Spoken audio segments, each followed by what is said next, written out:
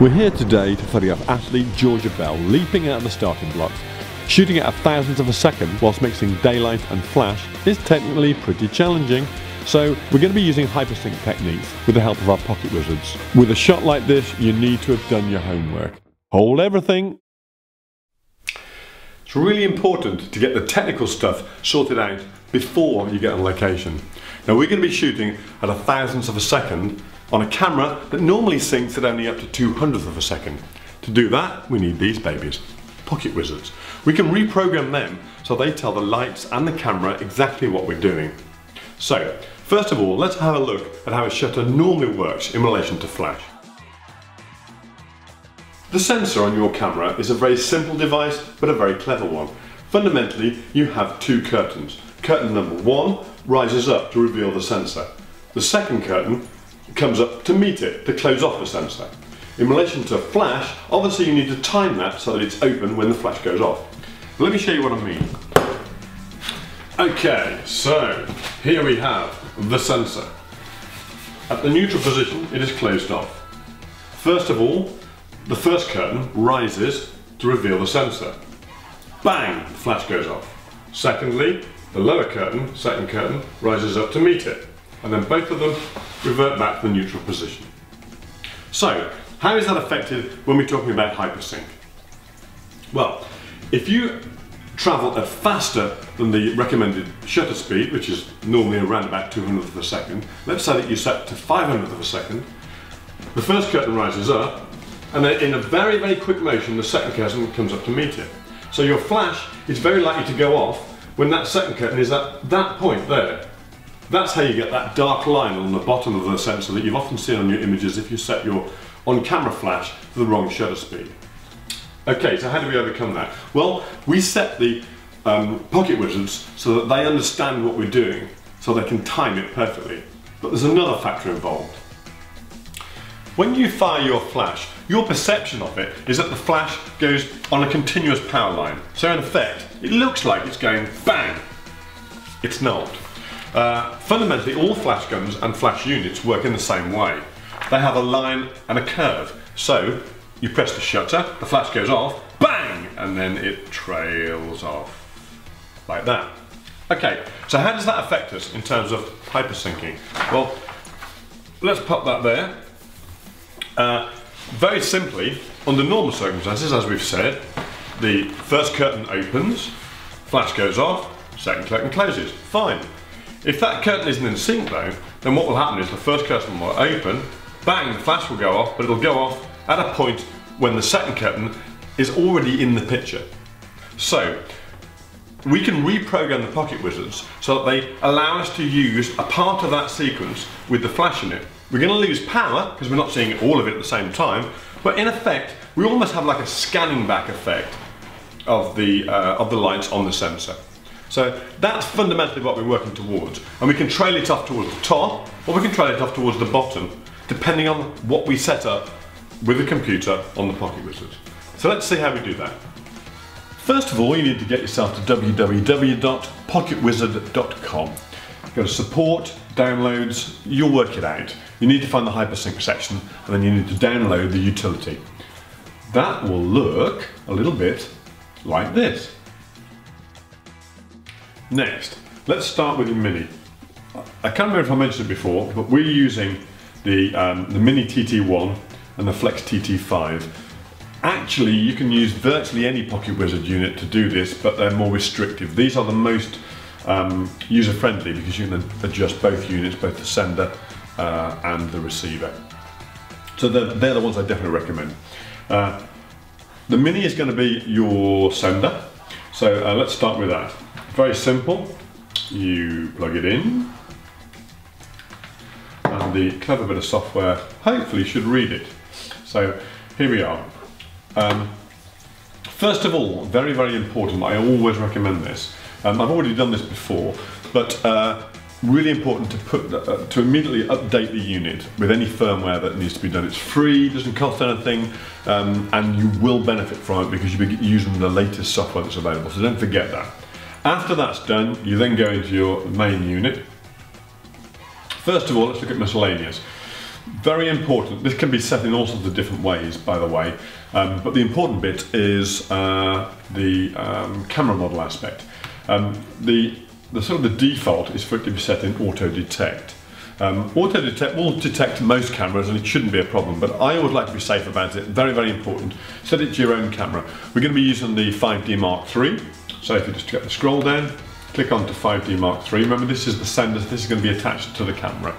So set it up manually. It always gets you a better result. Secondly, let's go to the Hypersync section.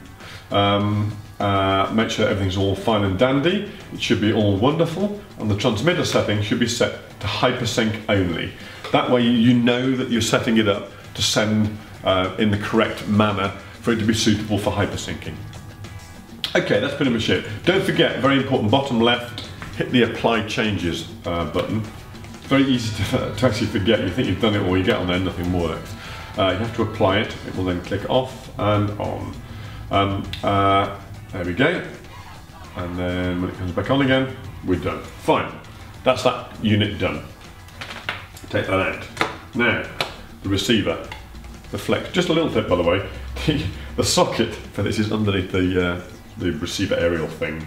It's quite easy to pull it off and break it, but do that. Plug it in. The utility should immediately recognise it. Here we go. Once again, don't forget, update the firmware, very important. If you come to do that as a normal, regular part of your routine, then it always helps. Okay, so let's go immediately to the Hypersync section. We've already checked that the channels are the same channels, very important. Straight to the Hypersync section. Now remember, this is using the Flex as a receiver, so let's go to the receiver aspect of it, and the bottom here, Hypersync for Flex as a receiver. Now we're going to be setting up the P2 unit, which is quite important. If you look here on the unit, there is a P2 output here, which is where you plug the flash unit into, and that's the unit. That's the socket that we're going to be setting this up to use. So it's very important. That's the aspect we're working with. So what is this bit here? This is the important bit. Remember we said earlier about the way that you can adjust the flash to hit a different part of that wave that we spoke about. Well, fundamentally there's two different aspects. I'm going to show you the extremes of them so you can see the effect on both of them. First of all, we'll set it to fast. Okay, and then apply the changes. Fantastic. Don't forget the application again, because it's very important. Now, let's have a look at what the effect of that is, shooting flash on a white background. This is the effect that you get when you set up with the fast setting. The bar is quite distinctive, it's quite dark, and it comes from the bottom. It's caused by the second curtain coming in too quickly. The advantage of using this particular technique though within Hypersync is that the body of the shot is more consistent in terms of the lighting, and also you're using more of the available light, so you're losing less by way of stops on site. It's often very usable if you're going to be shooting a long thin landscape shot anyway. You can chop the bottom of the shot off, or alternatively post-production wise you can add it back in. So you've seen the effect of fast flash, as they call it. Let's set it up on the opposite, and you can see how you can use the other aspect creatively. You can set it up on the slow setting. So once again, click onto the Hypersync. If you remember, it was set on fast. Open it up, change it to slow. And there's 10 increments from fast to slow. Obviously, you can adjust that according to what you want to do with it, but it will have a different effect. Apply the changes. Say yes. Wait till it changes. Don't run away. And there we go, perfect. Okay, now, under the unit, affix it to our flash unit, and let's see what it looks like with a white background shot with the slow duration flash. As you can see, it's a much more gradual effect. The vignette is a lot softer. The advantage of it is that it has a more naturalistic feel. The disadvantage is you actually lose more light overall, so this is overall it's a darker image. Obviously, it doesn't take a genius to work out that if you're shooting a landscape set up with a large sky, you can use this in the same way that you would do a graduated sky filter. So it's kind of quite a nice creative element to be able to use. It's up to you to choose the setting somewhere between fast and slow that gives you the effect that you want according to the image that you're doing on the day. Okay, so we've set up the sender and the receiver. The important thing is to remember to take that laptop with you, with the utility downloaded onto it, and then on site you can adjust the receiver fast to slow in 10 increments to get the creative effect that you think is most suitable for your shot.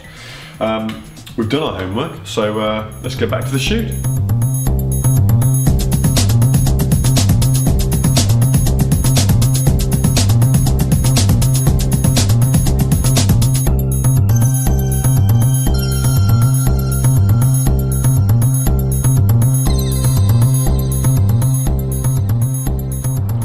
So we're here today at the Alliance Stadium to do some shots of the amazing Georgia Bell.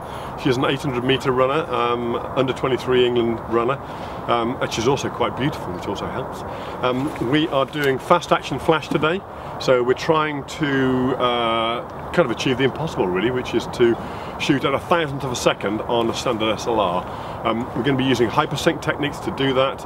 We're going to talk you through how we do it and what we do with it, but many thanks to the Flash Centre for providing us with these beautiful Ranger packs today. Ranger kit, I've used it all over the world on many assignments. I know it well, and so it's always good to use equipment that you feel at home with. It's going to give us all the power that we need today, and it's that power thing that's really important. I actually tested this out before we came out using the Quadra packs, which are very beautiful. They're also a Lincrom product, a lot smaller than these. Very neat, very clean to travel with. The only problem is that they don't have enough power for what we're doing here. When you're shooting with hypersync, you need a lot of power because you're going to lose stops and stops and stops of light. So we're going to talk you through exactly how we do that. So let's go.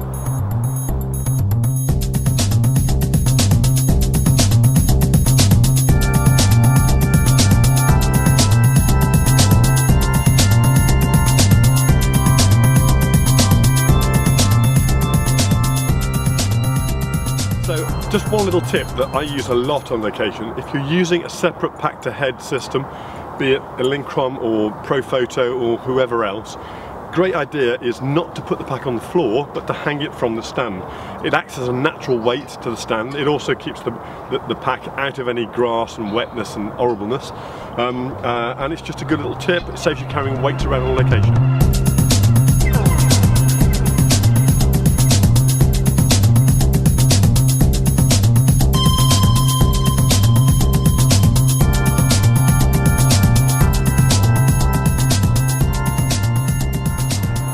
Okay, so as you can see, the Southend Rugby Club have decided to do their training session today, so we're going to have to change what we're doing.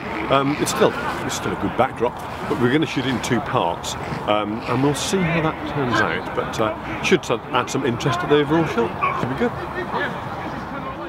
Okay, so let me demonstrate to you what I talked about earlier when we said we need a lot of power. Flash meter. These are in old-fashioned times. We used to use flash meters, but we don't need them anymore. But anyway, let's just see how this works. I want to show you something. Okay, hang on a second. Go. Okay, that's giving me f16 at a 500th of a second. We're shooting at 1,000th of a second. It shouldn't really affect the flash one way or the other, so it'll be the same f-stop. But interestingly, we're shooting about f8. That is 2 stops down on the shown given power rating, which shows you how much the hypersync principle is taking away from the power. If we used lower powered lights, we'd have nothing left basically, and that's why you need lights with a lot of power. Okay, all right, you ready? Let's go.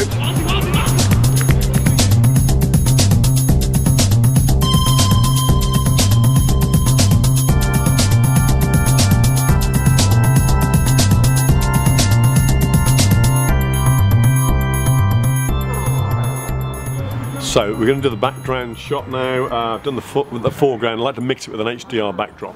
So take the pocket wizard off so we're not shooting with flash. Hang on 1 second. So you notice how I'm just using 3 clicks, which gives us a stop every time. Then I'll do several different versions, and I'll pick my bracket of about 5 frames to blend for the perfect HDR backdrop. Perfect.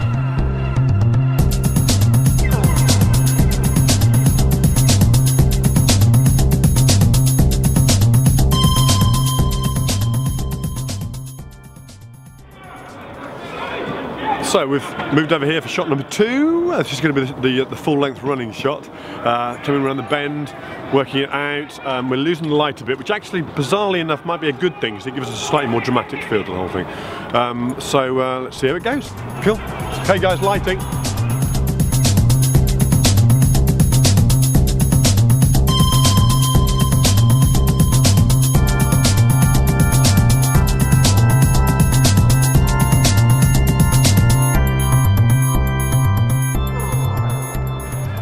We're going to be using the same lighting setup as before. It's the classic 3-light setup, 2 backlights and a front light to fill. As I said before, we are losing the light a bit. So, Georgia, we need to get you around about here. I want to get you on a test first. So, you stand here.